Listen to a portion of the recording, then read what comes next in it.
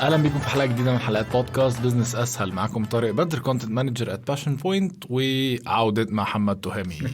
ويلكم باك. يا هلا يا هلا. النهارده حلقه من يعني انا بتوقع انها هتبقى من حلقاتي المفضله من قبل ما نبدا، عشان احنا نعمل فيها حاجه انا بحبها جدا. احنا هنسيميوليت. ايوه تمام. في ناس كتير دلوقتي بتسمعنا في الفتره اللي فاتت دي في نوع من انواع اليأس نوعا ما. بنشوف كومنتس كتير اللي هو طب وده بجد، طب ده هينفع او لا، مستحيل، مفيش حاجه اسمها كده. ففي كومنتات كتير للاسف واخده طابع بائس شويه.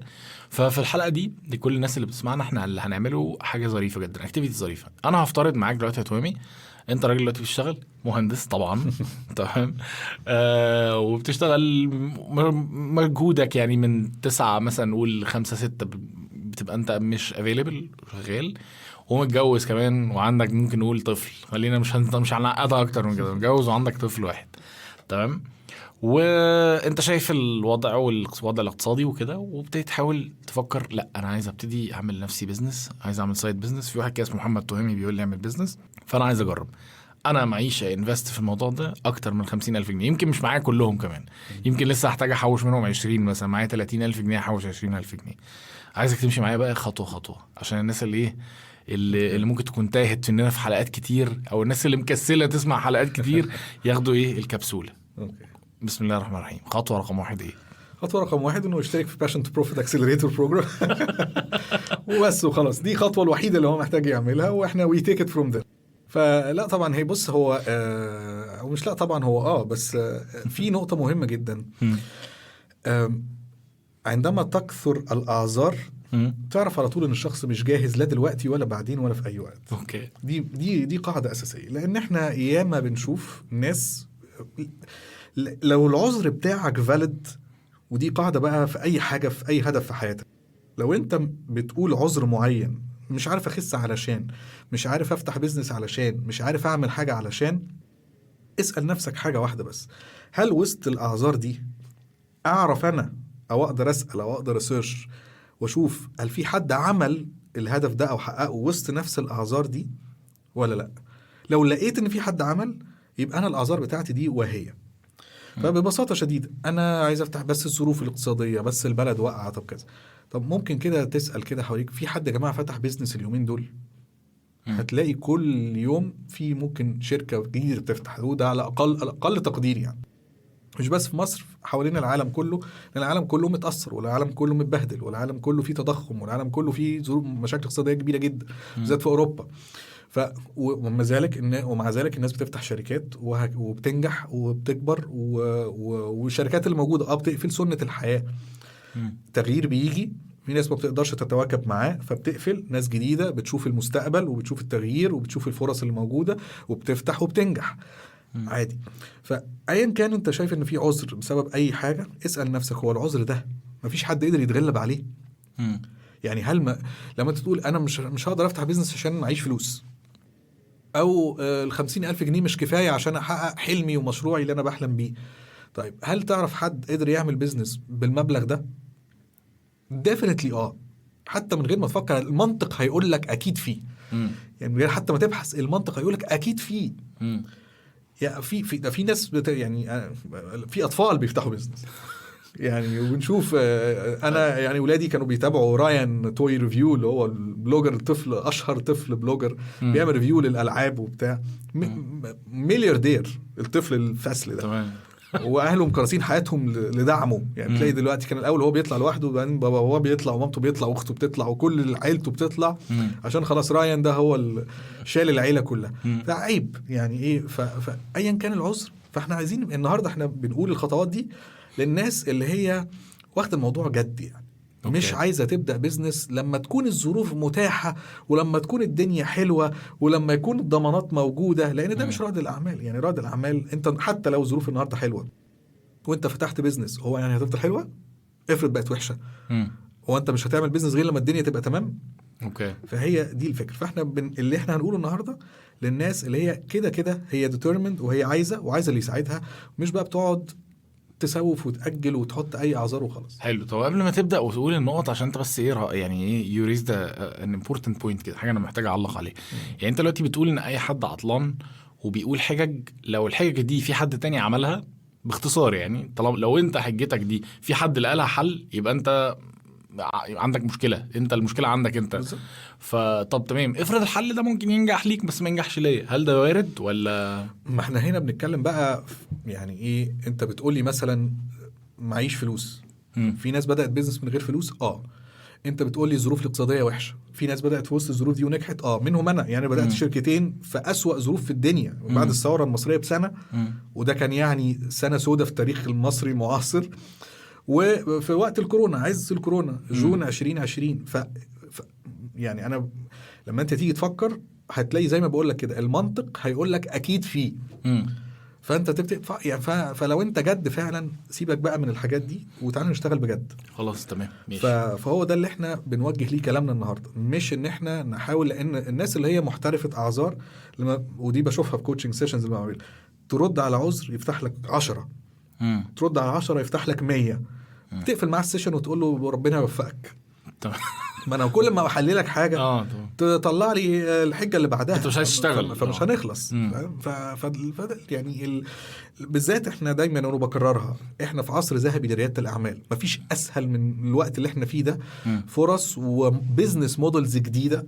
يعني هل من مش هقول لك من 100 سنه فاتوا، من 5 سنين فاتوا، من 10 سنين فاتوا، تتخيل ان واحد ممكن يعمل فلوس بس من موبايل، ان هو يطلع يعمل كونتنت قدام موبايل وياخد فلوس من غير ما يكون بيبيع حاجه؟ يعني من يوتيوب شانل عمل فيها كونتنت حلو، فيديوهات بتتشاف بملايين، يوتيوب بيديله فلوس، تيك توك بيديله. مين كان يتخيل انواع البيزنس موديل دي؟ الدنيا سهله ازاي. انما احنا اللي شايف ان رياده العمل صعبه لسه بيفكر بفكر القديم، ان هفتح مصنع، هفتح مش عارف حاجات كبيره وصعبه وضخمه، يعني بتصعبها على نفسك زياده عن اللزوم. في موديلز اسهل واخف تتمرس فيها، ويمكن احنا عملنا حلقه بالتفصيل على التدرج الريادي والمراحل بتاعه رياده الاعمال والكلام ده كله. فالموضوع سهل وبسيط وما فيهوش مخاطره اطلاقا، لان انت زي ما بنكرر مليون مره، انت بتبدا البيزنس جنب الوظيفه بشكل بسيط وبشكل مساقر عشان تحترف شويه مهارات مهمه جدا. طيب واحده اوكي خلاص هنبتدي. خطوه رقم 1 دلوقتي، غير ان انا اشترك في Passion to Profit. في مدرستنا احنا طبعا اول حاجه انك بتحدد المجال اللي انت حبه وعايز تبدا فيه بيزنس، مش عايز فكره مشروع دلوقتي خالص. ودي مختلفه، دي يعني على قد بساطه الجمله دي، مفيش منهجيه على كوكب الارض في رياده الاعمال ما بتطلبش منك كبدايه قول لي فكره المشروع ايه. احنا الوحيدين على الكوكب مش عايزين منك فكره، احنا هنوصلك للفكره، بس حدد لي شغفك او المجال اللي انت حبه وعايز تبدا فيه بيزنس. فبتحدد المجال ده، فبنسال نفسنا سؤال قبل ما نبتدي نعمل مشروع. الخطوه اللي بعدها تعالى ننزل نشوف المجال ده بيحصل فيه ايه النهارده. ودي بقى ايه من امتع الاوقات، ودي اللي بنقول للناس فيها في السيستم انجوي بقى. انزل شوف بقى الناس بتعمل ايه، والناس مقبله على ايه، والناس اللي سبقتك في المجال ده بتقدم ايه حول العالم. ودي لقطات رائعه، لانك بتزداد ثقه في شغفك، وانه ممكن يتعمل بيه حاجات كتير جدا. بتلاقي افكار لا حصر لها، ان انت كنت بتقول انا مش عارف ابدا مشروع في ايه، فجاه بتلاقي طن افكار بدا ينهال عليك، وانت مش بقت عندك مشكله تانية، اختار انهي فكره ممكن ابني عليه. فاحنا عندنا بيبقى طرق كتير، ويمكن حتى لما اتكلمنا على تشات جي بي تي بيختم في القصه دي، ان انت بتبتدي تسيرش وبتشوف ايه المودلز والبيزنس مودلز اللي في المجال ده. فدي الخطوه الثانيه. 70-80% منها بيخلص اونلاين على الانترنت بسيرشز بطرق مختلفه، بنعلمها الناس على جوجل وعلى امازون وعلى بلاتفورمز مختلفه عليها حاجات بتتباع، وبنشوف عليها يعني بنحط كده تايتل اللي هو البست سيلر، ايه الاكثر مبيعا في هذا المجال النهارده حول العالم. فلما بتعرف الاكثر مبيعا بتعرف الديماند رايح فين، بتعرف الناس مقبله على ايه، الترندز عامله ايه، مين الناس المشاهير and so on. وعشان نبقى واضحين يعني، عشان الناس اللي بتسمع، مهما كان شغفك انت هتمشي في نفس الطريق. طبعا يعني لو لقيت نفسك مثلا الباشن بتاعك مش البيزنس مش الماركتنج، لقيت نفسك الباشن بتاعك النحت مثلا، اي حاجه هنحت في الصخر، هتلاقي نفسك ماشي في نفس السكه عادي. تمام اوكي. ما هو دي حلاوه Passion to Profit System، وده الانوفيشن اللي احنا خدنا عليه جوائز، ان هو اتس سيستماتيك بروسيس. انت دخلي الباشن من ناحيه تانية يطلع بيزنس من ناحيه فيري سيستماتيك، بحكم الهندسه بقى والقصه اللي الناس بتتضايق لما بنتكلم فيها دي. المهندسين يعني بيغيروا العالم. ده عم بيبداوا ايه ده؟ احنا اخر بوست نزلته لما انت بتقول انا بحب المهندسين قوي، ده الناس كانوا فرحانين بيه جدا. ده التفاعل كان رهيب عن الموضوع ده. واضح ان العالم كله مهندسين تقريبا. طبعا احنا مديونين للمهندسين بحياتنا.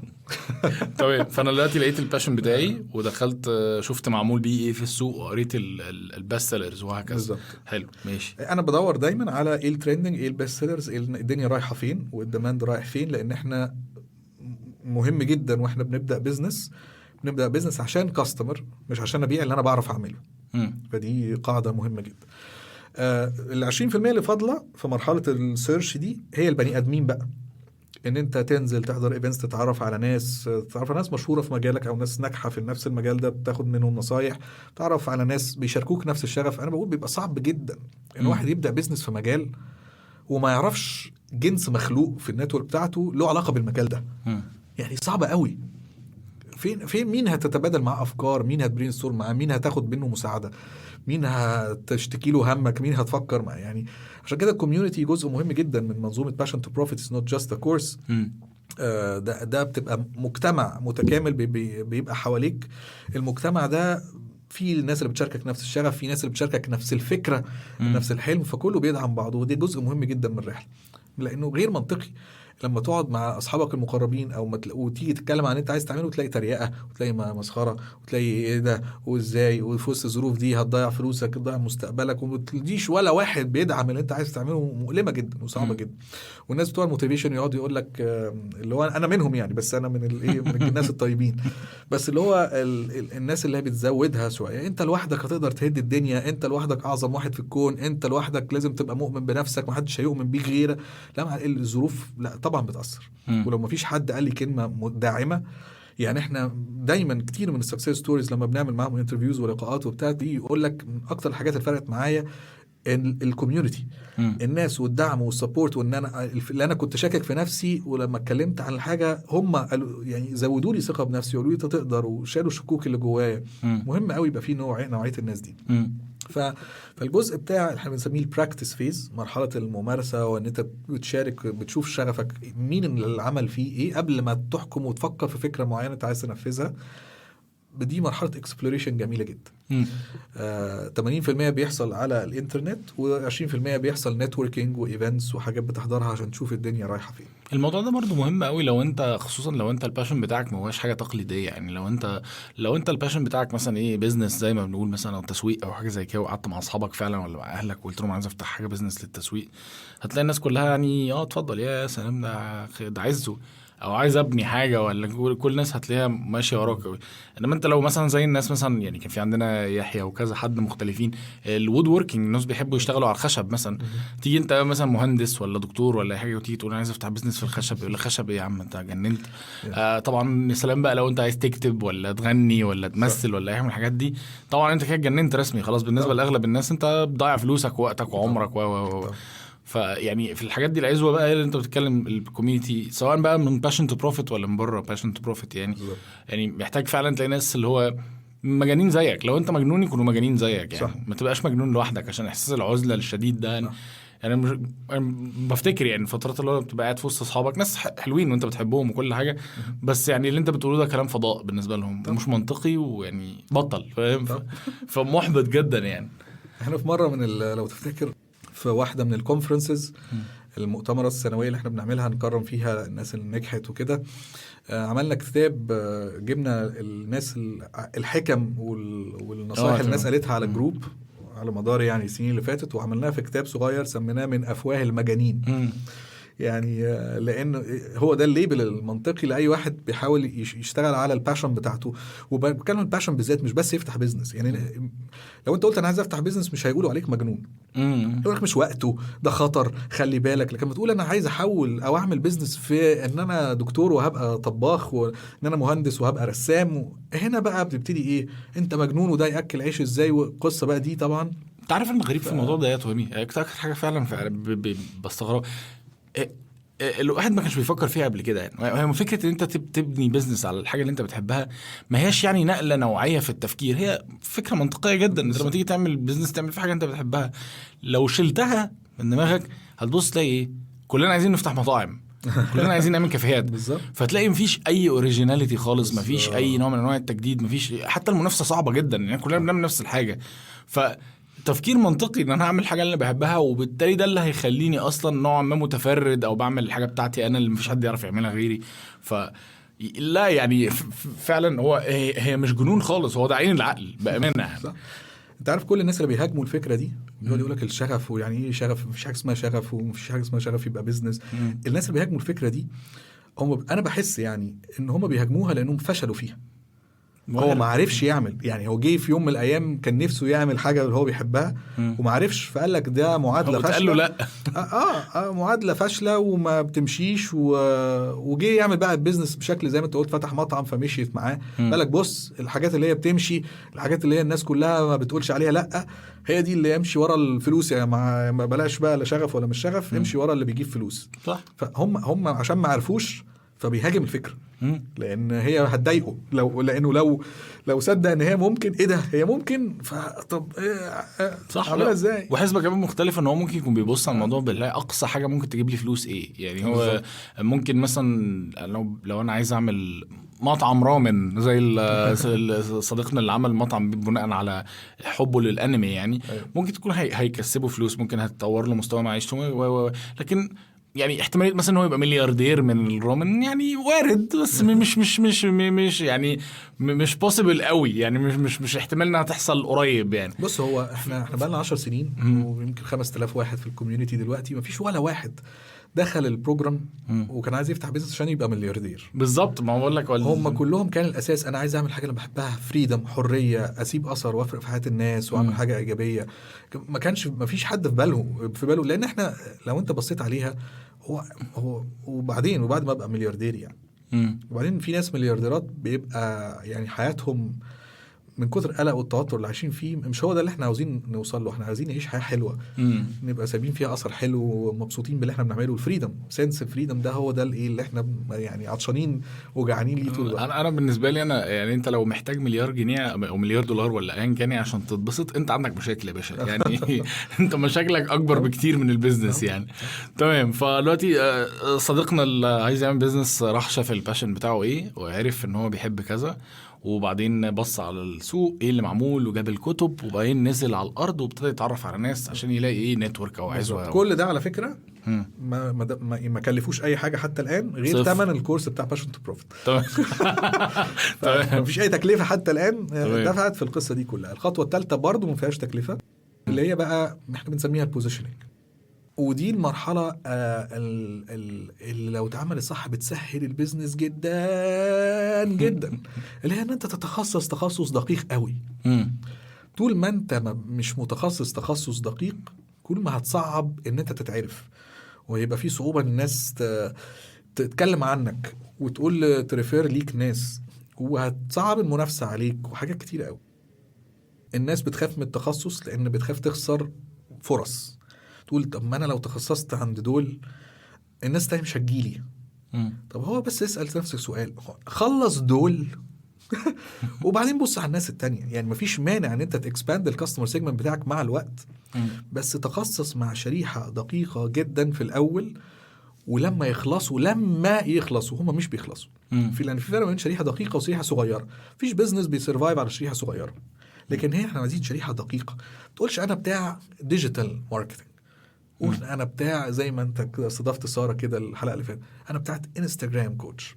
تخصص عبقري بيسرع يعني سارة يمكن هي في الماركت بقالها 2 3 4 مش كتير، بس she is dominating one of the key players كإنستجرام كوتشز في الميدل ايست. ليه؟ لان كم واحد بيعمل ده؟ كم واحد بيقول انا انستجرام كوتش؟ انما اللي بيقولوا انا ديجيتال ماركتنج سبيشالست واورجانيك بس يعني بالظبط، حته كمان تخصص اكتر. انما لو هي قالت انا ديجيتال ماركتنج كوتش، انا واخده تعبت 4 سنين في الكليه وبعرف ماركتنج واخده شهاده، انا هبقى ماركتنج كونسلتنت، وفتحت بقى الدنيا على الاخر، فهنا بتصعب الدنيا على نفسك جدا.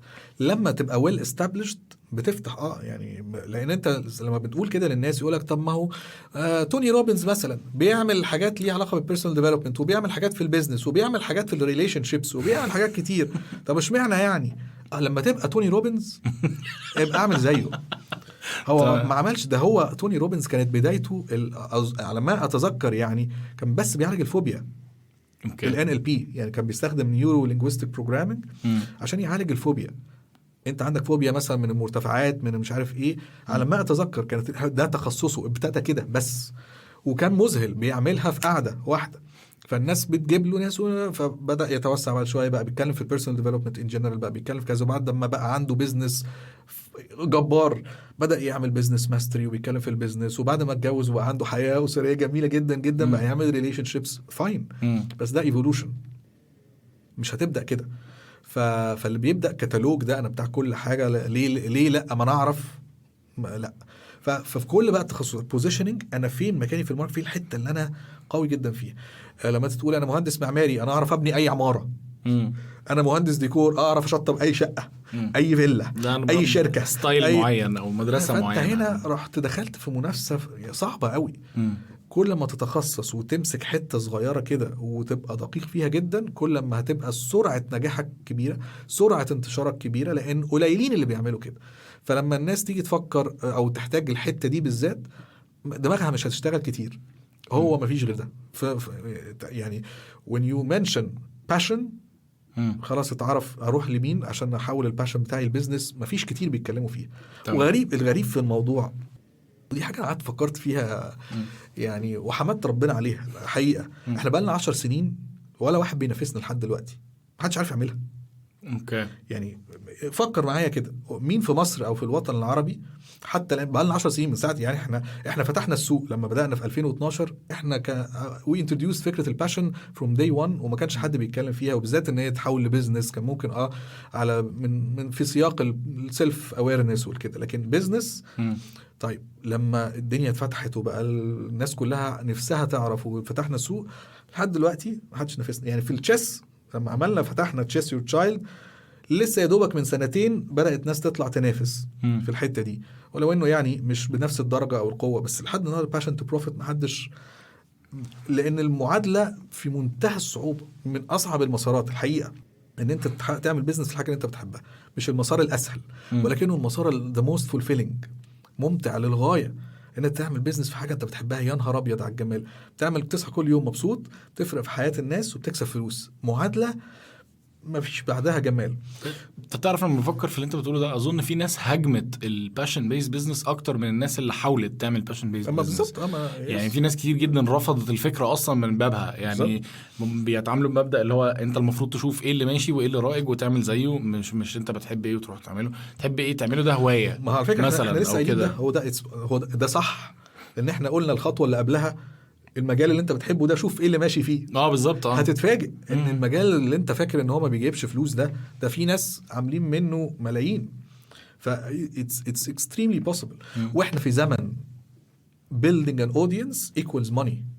ففي اي مجال في الدنيا بموبايلك بشيرنج كونتنت، شيرنج يور باشن، هتقدر تبيلد اودينس. وفي اودينس بانوا موجودين دلوقتي تقدر تكونفيرت ذم انتو ماني بطرق مختلفه كتيره جدا.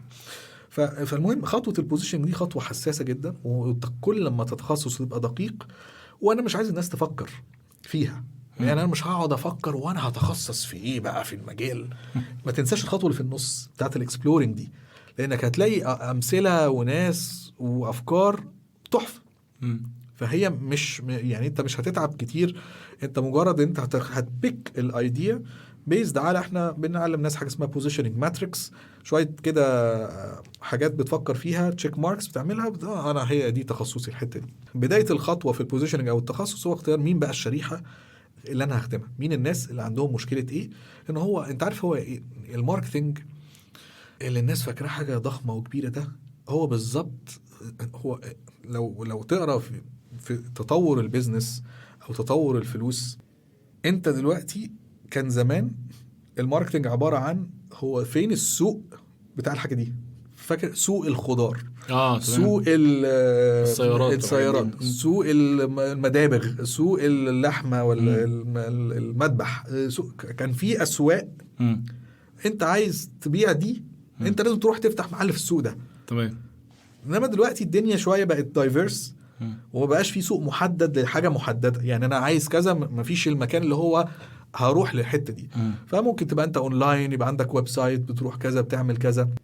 فالسوق هو مجرد زي زمان كده، فين الحته اللي انت هتروح تقوم قايل انا هحط لنفسي فرشه هنا. فاهم؟ طب انا هحط الفرشه دي وفي حواليا في الفرشه دي كذا حد، انا هعمل ايه مختلف بقى؟ او يعني فانا هبقى بتاع فلفل بس، انا هبقى بتاع طماطم بقى يعني كده، مش هبيع كل الخضار عشان اتميز واقول انا الطماطم بتاعتي بجيبها اورجانيك مش عارف من مزرعه ايه ومن حته ايه وببيع لك عليها ايه هديه، وبتخصص في حاجه معينه. فبقى انا العربيه الحمراء الوحيده وسط السوق، يعني السوق تمام. كله يبقى العربيات احمر فاخضر والوان مالتي كولر وانا الاحمر كله احمر، فهتبان. عارف This is marketing. يعني بشكله البسيط انت بتشوف السوق اللي انت هتروح تفرش فيه الفرشه وايه اللي هيخليك ظاهر وسط بقيه الناس اللي موجودين دول. أوكي. فاللي هيبقى عاوز الطماطم هيخش هيلاقي احمر هو، فهيروح لك. ايه ده؟ هو اشمعنى انت بتبيع طماطم بس؟ فميك اكيد في حاجه مميزه عندك، فانا هروح لك انت ذا موست فيزبل في حته الطماطم. التانيين بيبيعوا طماطم برضو بس في كورنر صغير في صندوق صغير مش مفعصه شويه، انما انت عامل فرشه طماطم ما حصلتش. تمام. اوكي. ده البوزيشننج، ده الماركتنج ان فيري سمبل تيرمز. تمام. بس فلما بتحدد بقى القصه دي بتبتدي تبيلد بقى ايه الخطوه الاخيره اللي بتبقى البروفيت موديل بتاعك. انا هكسب بقى فلوس ازاي؟ ايه اللي هقدمه؟ بنبتدي نقدم عرض بسيط جدا جدا مش كومبليكيتد مش مكلف. هنا بقى اللي ممكن تدفع فلوس شويه، انفست في بيلدينج بقى البراند بتاعك، اللوجو، ديزاين الويب سايت، الكلام ده كله، في البرودكت موك اب او الكرييشن. انت بتعمل موديل للبرودكت بتاعك، سواء بقى انت احنا دايما بنريكومند للناس الاول تبدا بسوفت برودكتس او ديجيتال برودكتس، يا اما هتكونسلت تعمل تريننج كورسز او الحاجات دي اللي هي قلنا الادفايس بزنس موديل، او ان انت هتعمل سيرفيس بيزد ريموت سيرفيس بتقدم خدمات للناس دو ات فور ذم، او ان انت هتبتدي تعمل بريميوم هاند ميد برودكتس، ودي اللي ممكن تصرف فيها شويه في الاول، تعمل سامبل كل قطعه وتصورها، والناس لما تاوردر ممكن تبتدي تصنع بكميات اكبر وهكذا. فهنا بيحصل شويه انفستمنت بس مش كتير، لمجرد بس ان انت بتطلع وبريسل وبتاخد الاوردرز من الناس وبتبتدي تنتشر وتعمل اوفر بسيط جدا جدا في حدود الامكانيات الفلوس المتاحه معاك، 50,000 او ايا كان. وانا بشوفها في ممكن ناخد، انت لو معاك 50,000 هتنفست كام في المية منهم في المرحله دي؟ يعني كام في المية في ان انت بتعمل البرودكت والبراند والالوان والصور والكلام ده؟ انفست اللي يطلع حاجه فانكشنال تحل المشكله او الوعد اللي احنا بنوعد بيه. بس انا هاخد يعني مارجنال توبيك كده واتكلم عن ناس في مجال الفاشن، لان انا هنا بشوف كارثه. الفاشن بالذات هو بينفستوا بيصرفوا كل مليم في جيبهم وخلاص، ما بقاش معاهم في البرودكشن وفي التصوير ومش عارف ايه. يجوا عند الماركتينج مايش ولا مليم، لا معايا مليمه فلوس اعمل اعلانات ولا فلوس ادفع مثلا لانفلونسرز ولا معيش ولا مليم للماركتينج. فبيقعدوا جنب الستوك بقى بتاعهم يحطوا ايديهم على خدهم كده، يحاولوا يحضروا بازارات وبتاع، بس البازار مش هو ده اللي بتبيع فيه. انت ممكن تتعرف على الناس توزع كرود وبتاع، بس مش هو ده اللي ممكن تعمل فيه سيلز ضخمه تخلص فيها الستوك اللي انت وانت بتصرف خلي أولوية كبيرة. يمكن أنا ممكن أقول 50% من الفلوس اللي معاك خليها للماركتينج، لأن أنت لو عملت أحسن برودكت في الدنيا ومحدش عارف إن هو موجود ما هو مش هتبيعه، محدش هيشتريه. تمام. فما تقعدش تسرح قوي بالمبلغ اللي معاك في البرودكت كريشن. اللي خلي بالك الكونسبت اللي احنا دايما بنتكلم فيه بري سيلينج. أنت مش محتاج تعمل كل البرودكشن، ممكن تعمل سامبل وتاخد عليها اوردرات تمام وتصنعها باي ديماند اون ديماند. تمام. فهمت. اون ديماند. في نصايح في مجال الفاشن يعني ممكن تبقى صح ممكن تبقى غلط، بس انا مش ببقى مقتنع بيها 100%. اللي هو مثلا يقول لك ايه، عشان تعمل كولكشن لازم يبقى عندك اكس نمبر اوف بيسز والا ما يبقاش اسمه كولكشن. ده من وجهة فاشن ديزاينر اللي هو لا يقبل على نفسه انه ينزل بكولكشن في اقل من 5 6 7 10 12 ديزاين. هو انا كده مش فاشن ديزاين. لكن احنا عايزين نشوف البيزنس سايد اوف ذا جيم. لو انا لسه ببدا لاول مره بعمل فاشن براند وهصرف كل اللي معايا عشان اعمل 24 كولكشن او 24 بيس، وكل بيس هطبع يعني هبروديوس منها مثلا 20 قطعه واطلع للماركت، طب انا طب انا لسه يعني ده انا هتدين قبل حد ما يعرفني. واي نوت ان انا اعمل ايه المانع ان انا اعمل 2 pieces 2 designs 3 designs وتست بيها الدنيا واقول limited edition لانش مش عارف ايه. النهارده في ناس بتعمل ودول برافو عليهم بيبيع هودز بس طبعا. بس. طب واي نوت؟ فاحنا هنا بنعمل بيزنس، مش بنعمل فاشن مش بنعمل ديزاينر براند. الديزاين دي هتيجي ايفولوشن، دي ايفولوشن. لما البيزنس بتاعك يكبر هتبقى انت بعد كده ديزاينر، فالديزاينر مستنيين بقى الكولكشن الجديده اللي ممكن يبقى فيها بس انت بنيت اسم. لكن في البدايه انا معايا بادجت محدوده، ما اروحش اصرفها كلها في البرودكشن وما بيبقاش معايا ولا مليم اصرفه ماركتنج. فانت عملت كولكشن تحفه هتقعد تعيط جنبها لان انت ما سوقتش. ما سوقت. فالتسويق احنا عندنا بنقسم البروفيت فيز لجزئين، الاوفر وبحاجه بنسميها الماجنت اللي هو الطريقه اللي هجذب بيها الناس تشتري الاوفر ده. فمهم جدا ما تنساش وانت ال 50,000 جنيه دول تجنب جزء كبير وليوصل للنص، تعمل حسابك ان ده هتصرفه في التسويق. حلو. مهم جدا. ومش لشركات تسويق يا سيدي عشان ما تقولش انا هصرف فلوسي مع شركات تسويق. خد كورس ماركتنج بسيط، كورس فيسبوك ادز بسيط، اتعلم تعمل ده ازاي بنفسك وابدأ. انا اي حد بيتعلم، ودي برضو كويس مهم قوي ان احنا نقولها، اي حد بيتعلم من مصدر موثوق، فيسبوك ادز او ديجيتال ماركتنج او ايا كان، من مصدر موثوق خلاص. هو مثلا موجود على انستجرام هيتعلم انستجرام ادز، انستجرام ماركتنج، او موجود على الفيسبوك هيتعلم فيسبوك ادز، او ايا كان خد له كورس محترم وبدأ يعمل اعلانات بنفسه وما باعش يبقى المشكلة مش في الاعلانات. ما تروحش تلف على شركات التسويق. في مشكلة اكبر بكتير غالبا في البوزيشننج، في اختيار السيجمنت، في الكومبيتيتيف ايدج بتاعتك، الاوفر بتاعك فيه مشكلة. لو بعت بس مش بالقدر الكافي، ما بعت مش كتير قوي، يعني ايه مش زي ما انا متوقع، هنا ممكن تكونسلت وتجيب شركة تسويق تو تيك ات فروم ذير وتظبط الدنيا.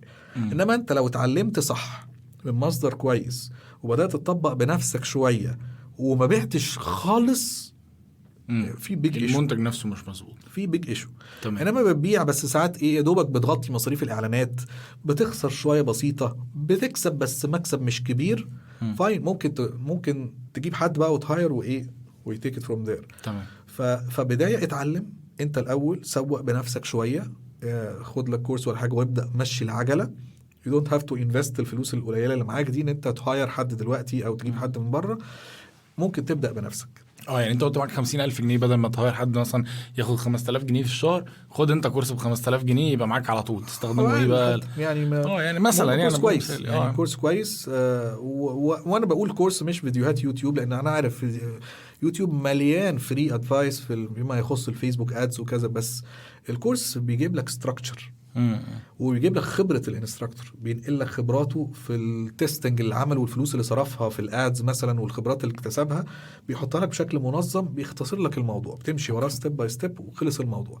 ما تقعدش انت تلف بقى بتكون المنهج بتاعك من يوتيوب عشان انت مستخسر تدفع 1000 ولا 2000 ولا 3 في حاجة تجيب لك انفستمنت. الموضوع مستاهل. تمام خلاص. انا كده عملت كل حاجة، يعني انا مشيت واحدة واحدة وعملت المنتج بتاعي وقسمت نص الفلوس بتاعتي، حطيت نصها على الماركتينج ونصها على البرودكشن، وقاعد بقى مستني الناس ايه تيجي. هل في حاجة اعملها دلوقتي؟ يعني في خطوة اخيرة تقفيلة؟ الصبر. اوكي. اتعامل معاه زي البيبي. الناس بتبقى عايزة البيبي الصغير يخش الجامعة بكرة الصبح. اوكي. it takes time. انت عارف اكتر حاجة بتاخد وقت ايه؟ تظبيط المسجنج، الماركتنج مسج اللي انت تقول في البدايه. انت يوجس ان انت بتقول انا يا جماعه اللي عنده المشكله الفلانيه انا بحلها بالطريقه الفلانيه، this is what I do, this is how it works. تقدر تشتري دلوقتي. احيانا دي بتقعد محتاجه تظبيط. ايه الكلمه اللي هقولها وايه الانجل اللي هقولها هتفرق مع الناس قوي وهتعمل صدى جامد.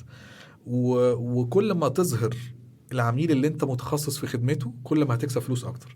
يعني انت ممكن تبقى مستغرب لما احنا when we do ads ونفوكس نعمل كامبينز بتستهدف specifically الانجينيرز، احنا بنكسب فلوس اكتر بكتير من الجينيريك كامبينز. فكل ما تبقى جريء في اظهار انا بخدم مين ومش بخدم مين كل ما هتكسب فلوس اكتر. اوكي. ودايما احنا بنعلم الناس في باشن تو بروفيت، اول كامبين بتعملها بنسميها الستوري اد كامبين، تحكي قصه البراند. انا ايه اللي خلاني ابدا البراند ده. اوكي. الستوري دي يعني ما افتكرش واحد عملها وما حققش بيها مبيعات. بتبقى اكسلنت ستارت للبيزنس بتاعك، وبتحقق بيها ارقام كويسه جدا وشيرز وانجيجمنت واويرنس وكل اللي نفسك فيه. تمام. لما بتحكي الستوري انا ايه اللي خلاني اعمل براند دي، تحط فيها بقى بيبان بقى مين ان انت واحد بيوند الكوميرشال، انت عامل ده حاجه ليك ابعد انت. بكتير تمام. من الكوميرشال جين يعني. تمام. يبقى البوينتس كده بالترتيب اللي انت قلت عليه، دور انت بتلاقي ايه بتحبه، ابتدي شوف السوق معمول فيه ايه بالحاجه اللي انت بتحبها، اقرا الكتب البست سيلرز اللي بتتكلم عن الموضوع اللي انت بتحبه، وبعدين انزل دور على ناس تانية زيك بيهتموا بنفس الحاجه، بيشيروا نفس الباشن والشغف ده، ويعملوا زي كوميونتي مع بعض، عزوه مع بعض، او طبعا جوين باشن تو بروفيت طبعا. وبعديها بتبتدي تعمل لنفسك بوزيشننج، تشوف انت النيش بتاعك فين، هتتخصص في ايه الحاجه اللي انت هتعملها بالظبط، وبعديها يعمل اوفر. هنا تبتدي تنفست بقى شويه فلوس كده في المنتج اللي انت هتطلعه، في البراندنج بتاعه، الصور، الالوان، اللوجو، كل الكلام ده. واخيرا هتحط الاغلبيه عظمى يعني من استثمارك هتروح في الماركتينج، في الاعلانات اللي انت بتعملها، عشان توصل المنتج بتاعك ده لاكبر قدر ممكن من الناس. لو بعت يبقى انت زي الفل، استمر وافضل فاين تيون لحد ما توصل للشكل الامثل. لو ما بعتش يبقى انت عندك مشكله في البرودكت او في البوزيشننج، راجع الموضوع وابتدي العمليه من اول وجديد، وهكذا. احنا طبعا كنا يعني هو احنا بنهزر في موضوع باشن تو بروفيت، جوين باشن تو بروفيت، بس هو الحقيقه انضمامك لباشن تو بروفيت فيه ميزه، او يعني طبعا في مزايا كتير، بس انا عايز هايلايت ميزه معينه، ان هو سيستم، وسيستم يعني مش هتعرف تطبقه او تخلصه لو في حاجه غلط انت عاملها. فهو هيفرملك، هيمنعك انك تفشل اصلا. فانا مش عايز الناس تبقى خايفه من ان هي تخوض الرحله، لان لو في حاجه غلط في المشوار هتلاقي نفسك السيستم هيوقفك في خطوه معينه، هتلاقيك مش عارف تعملها. وهتبتدي تسال بقى المنتورز الموجودين، وتسال الناس اللي سبقوك، وتسالني، وتسال الكوميونتي وكده، لحد ما تقدر تاوفركم الحته دي. فهو سيستم ميزته ان هو مش كورس انت كده هتيجي تلاقي نفسك بتطبقه وماشي الموضوع، وفجاه ممكن تلاقي نفسك عملت حاجه غلط وتهد المعبد. عشان كنت داخل عامل ثلاجه طلع معايا بوتاجاز، فاهم؟ لا مش. هو اصلا لو في حاجه غلط انت بتعملها هيفرملك، فهيحميك من الفشل. يعني هو بيحميك من ان انت تعمل بيزنس ويفشل وتبقى خسرت كل فلوسك والكلام ده كله. فلما احنا بنقول جوين باشن تو بروفيت، يعني بنهزر يعني الناس طبعا فيل فري ان انت تعمل بيزنس باي طريقه انت عاوزها، بس انت هتوفر على نفسك كتير قوي. والامان، لان احنا في الاول في الاخر احنا بنتارجت الموظفين اللي بقى لهم 10 سنين مور اور ليس في الوظيفه، ففي نسبه استقرار، في لايف ستايل ثابت، في عيله وفي اسره ما ينفعش نستهين بيها ونغامر ويلا اديها ستارت اب ويلا ندور على انفستمنتس ويلا خش في الحيط. احنا بناخد الموضوع بهدوء وبنمشيه واحدة واحدة وجنب الشغل من غير مجهود كبير. احنا دايما بننصح نص ساعة في اليوم، فاحنا واخدين عارفين الاعتبارات والمشاكل والتحديات اللي بتواجه الموظف، فاحنا عارفين عندنا الخبرة بقى بتاعت ان احنا ناخدك بالراحة واحدة واحدة وبكل الدعم اللي انت محتاجه علشان تعمل اللي انت بتحلم بيه بأمان. تمام اوكي. طبعا بنفكركم ان انتوا يعني لو سمعتوا الحلقه دي وحسيت انت عايز تشترك في باشن تو بروفيت اكسلريتور، ممكن تاخد 10% ديسكاونت على البروجرام. ابعت بس ايميل contact@passionpoint.co، واكتب في الايميل بس ان انت عايز البروجرام الفلاني، وحط في العنوان بودكاست ديسكاونت، هيبعت لك لينك فيه ال 10% ديسكاونت. احنا طولنا شويه، بس انا برضو هنطول 3 دقايق كمان. يعني انا عايزك بس في شويه اسئله فهنرد بسرعة كده. أحمد نبيل: Hi طارق, hi تهامي, I am enrolled in marketing diploma في ال AOC. Marketing research wasn't that nice. ما اتبسطش قوي فيه. Is it important in practical life to focus on marketing research in my side business? I'm willing to start, or is it just okay to know about it؟ يعني what about marketing mastery؟ أظن إن هو يعني بيسأل على فكرة market research in general. هو مهم قوي. بس معلش وقت طويل اديله الإجابة. بص، الأكاديميك ماركتينج ريسيرش اللي بيتدرس كل اللي بيتكلموا فيه او اللي انا سمعتهم حتى الآن يقعد يقول لك كل الخطوات، وبعدين تسأله السؤال طب في شركة بتطبق ده؟ يقول لك في التلاعب كبير بيحصل وما فيش حد بيعمله accurate 100%. طب فأنت بتلطم بقى. انت بعد ما شرحت لي كل ده وتيجي تقول لي it's impossible to do it يعني accurately وقليلين وفي نصب كتير بيحصل وفي سيرفيز لما بتيجي بتتملي على القهوة وقصة كبيرة كده.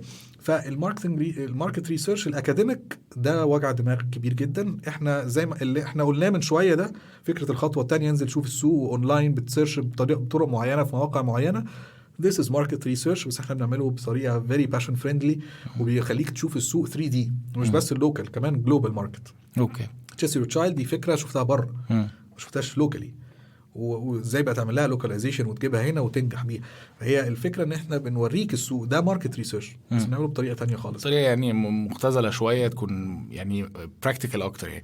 هو برضو كان بيسال وات اباوت ماركتنج ماستري. يعني ماركتنج ماستري احنا اتكلمنا عنه في حلقات كتير يا احمد. لو انت عايز تعرف عنه اكتر مثلا ممكن ترجع تتفرج على حلقه التسويق مثلا. بس هو عموما يعني از ا فيري براكتيكال بروجرام وبرضو عليه ديسكاونت برضو. يعني ممكن يمكن سند ان ايميل برضو للcontact@passionpoint.co تكتب بودكاست ديسكاونت وتقول انا عايز ماركتنج ماستري او ممكن تخش على الويب سايت تلاقي فيه انفورميشن كتير قوي على الموضوع ده. السؤال التاني من هبه عبد المجيد. السلام عليكم يا طارق بجد عايز اشكركم قوي على البودكاست وارجوكم ما تبطلوهاش لان كل حلقه احلى من اللي قبليها. شكرا شكرا شكرا. بشكرك يا طارق على طريقتك الحواريه. يا سلام مش عارف اقول لك ايه الصراحه. انا عندي سؤال انا عندي سؤالين لتوامي. واحد في حلقه من الحلقات قال ان لو حد قال لحد انه لو فضل هدفه انه يبقى عنده سايد بيزنس وما عندوش هدف انه يسيب شغله ويكبر يبقى البيزنس ده هيصغر لحد ما يختفي. وطب انا بشتغل شغل بحبه جدا ومش عايز اسيبه بس في نفس الوقت بدات اعمل بيزنس في حاجه تانية بحبها قوي برضو وبساعد بيها الناس مش محتاجه انها تكبر قوي قوي. فهل ده معناه ان بعد كذا سنه البيزنس اللي بعمله هيختفي؟ اظن احنا النقطه كنا بنتكلم على فكره ان انت لو ما كبرتش البيزنس بتاعك وعملت له ديفلوبمنت هينهار في يوم من الايام. اولا انا عايز بس اعلق على طارق ليه هو محاور جامد لان هو كاتب عبقري. فالكاتب بيبقى بياخد الحلقه في كلايمكس كده يبدا بهدوء ويعلي وبعدين يختم. فهو مش مجرد محاور مذيع تلفزيون. الله يخليك معنا وقت. عشان كده احنا لازم نعمل اي حد عايز يشتغل مذيع لازم يدرس سيناريو عشان ياخد الحلقه بتاعته في كيرف كده طالع نازل ويروح كلايمكس مش مجرد شويه اسئله المعد بيديها له. لا طيب انا عامل لكم مفاجاه على موضوع الكتابه ده والله الحلقه الجايه ان شاء الله I will announce it يعني. ان شاء الله. طيب ردا على السؤال هو احنا كنا بنقول ان لما السايد بيزنس بيوصل لمرحله بيبقى الديماند عمال يزيد في فرصه بقى يعني الدنيا في طلب.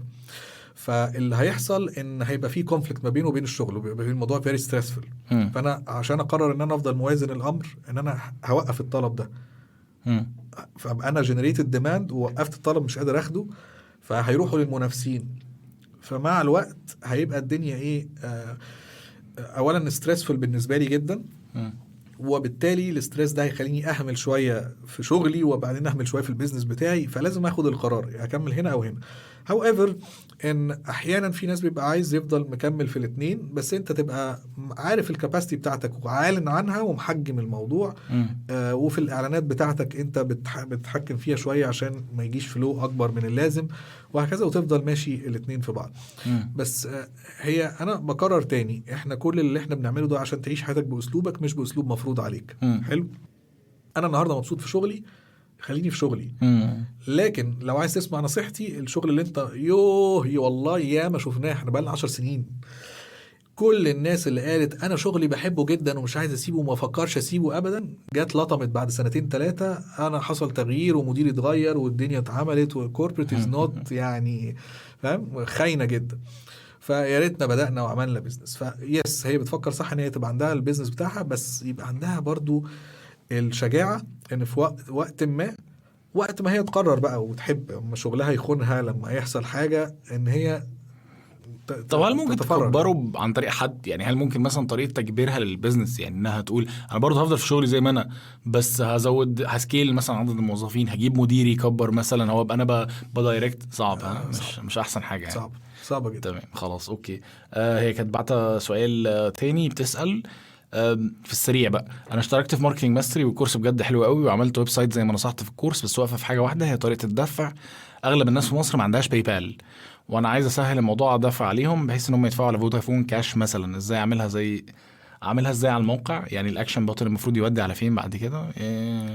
هي بتشترك مع اي بيمنت جيت واي كاشير باي موب ايزي كاش اي بيمنت جيت واي يقدر يستقبل مدفوعات بكل المحافظ الالكترونيه وتنتجريته على الويب سايت بتاعها وخلاص. بس كده باي موب على طول والحاجات دي زي الفل.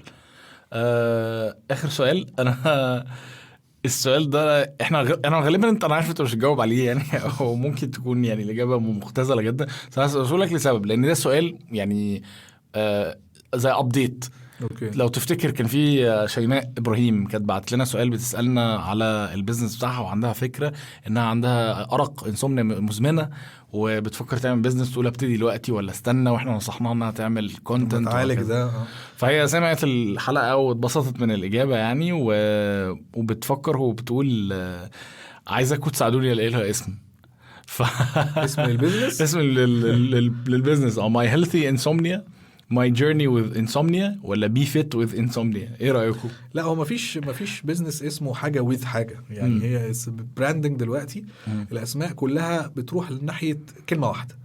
أقصى تقدير كلمتين. اوكي. ومن غير بقى with و or و for يعني دي ممكن يبقى اسم بروجرام هي بتبيعه، لكن اسم البراند أو اسم البيزنس كلمة أو كلمتين بالكتير تبقى ميموربل وجديدة. healthy insomnia مثلا، حاجه زي كده مثلا يعني. تمام. اوكي. بص الاسم انا بقول السؤال بس عشان يعني ايه، انا عشان اعرفك ان انا شفت الايميل بتاعك وان we didn't ignore you، بس هو الاسم ده حاجه subjective قوي، ودي ترجع لك وترجع للناس اللي هتستخدم السيرفيس بتاعتك. فاكتورز كتير في، يعني لازم تتاكد ان الدومين موجود وان مفيش شركه متسميه بالاسم ده وان السوشيال ميديا تشانلز فاضيه يعني بتاخد شويه مجهود عشان تختار الاسم اليونيك يعني. جود لك يا شيماء، وزي ما قلت لك المره اللي فاتت لما تخلصي تعملي الويب سايت او تعملي الانستجرام بيج ابعتي لنا اللينك ان شاء الله. احنا اسفين جدا ان احنا طولنا عليكم، بس الحلقه كانت حلوه والكلام خدنا، فاطول حلقه عملناها دي. نشكركم لحسن استماعكم، نشوفكم ان شاء الله في الحلقه الجايه. تهامي شكرا.